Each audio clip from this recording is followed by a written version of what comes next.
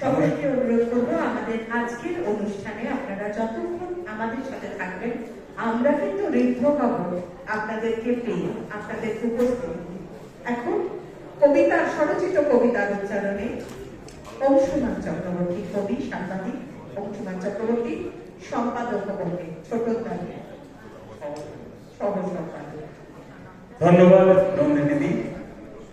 শিল্পী মন উৎসবের প্রথম দিন একটি কবিতা পড়ব, নতুন কবিতা, এটি এর আগে কোথাও পড়িনি। মিত্র ঘোষের কথা সাহিত্য পত্রিকার পুজোর সংখ্যায় প্রকাশিত কবিতাটির নাম পরম পূজ্য। আবু সর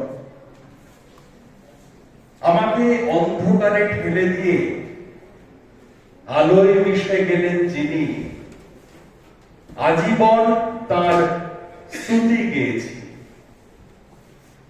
মাঝে মধ্যে হাওয়ায় ছুড়ে দিতেন বাতাসা, মাটি থেকে কুড়িয়ে ধুলো গড়া ঝেড়ে পবিত্র প্রসাদ মনে করে খেতাম। ঢেলে দিতেন স্বর্ণালঙ্কার, হিরে, মণিমুক্ত, দুহাত পেতে নিতাম, দিতাম জয়ধ্বনি। কখনো কখনো সুরের এবং সুরার আসর বসাতেন, নিজের হাতে তুলে দিতেন পান পাত্র, ধন্য ধন্য করতাম, মেতে উঠতাম মহল্লাসে। এইভাবেই তার সৌজন্যে অংশ নিয়েছি কত বিচিত্র খেলায়। আশ্চর্য হতাম সংযম দেখে, আমাকে দুধে ভাতে রেখে তিনি নিজে থাকতেন সম্পূর্ণ উপবাসী, উদাসী। ভোর থেকে সকাল, সকাল থেকে দুপুর, দুপুর থেকে সন্ধে, সন্ধে থেকে রাত।